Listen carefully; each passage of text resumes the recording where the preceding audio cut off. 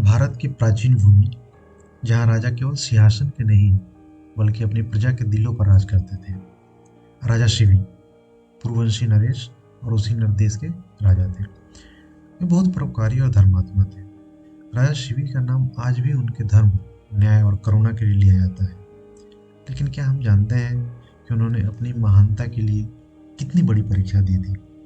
शिवी की त्याग की भावना तात्कालिक और अस्थायी है या उनके स्वभाव का अस्थायी गुण?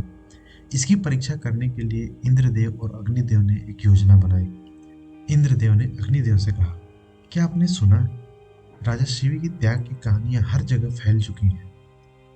क्या कोई इतना महान हो सकता है? अग्निदेव ने कहा, आइए उसे परखते हैं।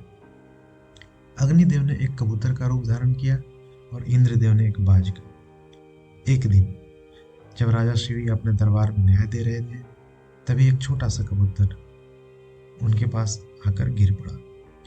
उसकी आंखों में डर था और उसका शरीर खून से लथपथ था। कबूतर गिड़गिड़ाते हुए, महाराज, मुझे बचाइए, मुझे बचाइए, बाज मेरा पीछा कर रहा है। राजा शिवी ने उसे अपनी गोद में उठाया।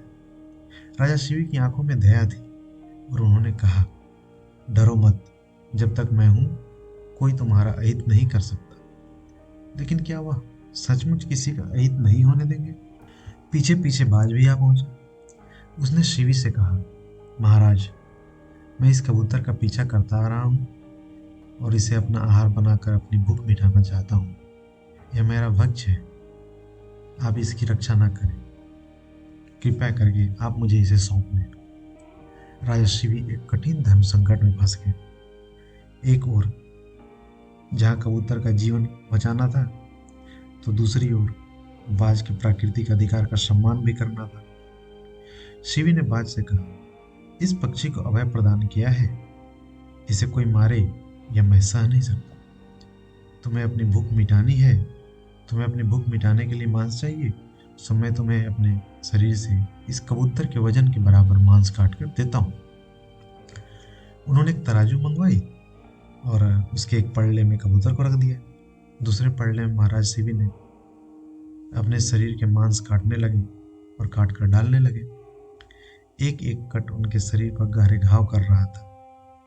पूरे दरबार में सन्नाटा छाया हुआ था। सभी आश्चर्यचकित थे कि ये राजा शिवी ने क्या कर दिया।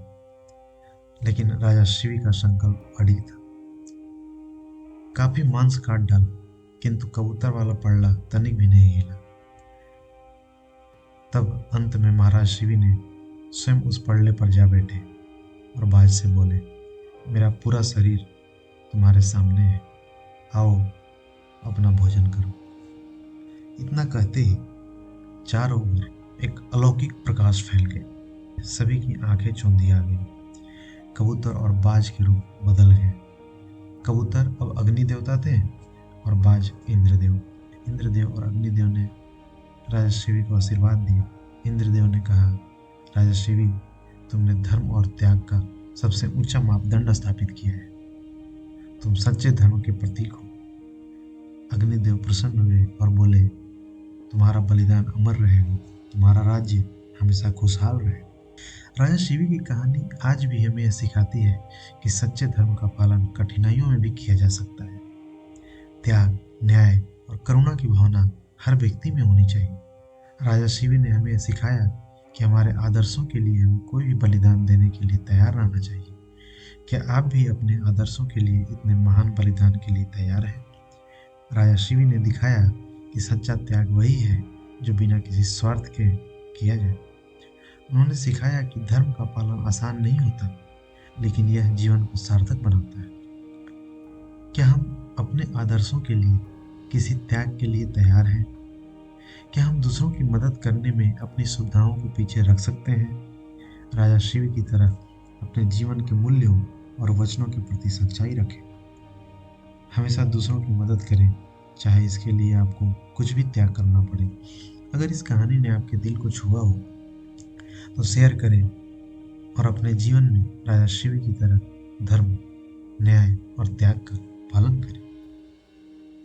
और कमेंट करके मुझे ये बताएं कि ये कहानी आपको कैसी लगी। जैसा कि मैं हमेशा कहता हूँ कर दिखाओ कुछ ऐसा कि अफसाने बन जाए, कर दिखाओ कुछ ऐसा कि अफसाने बन जाए, हर कदम पर तुम्हारा नाम जमाने में आए। अगली बार एक और प्रेरणादायक कहानी के साथ फिर मिलेंगे।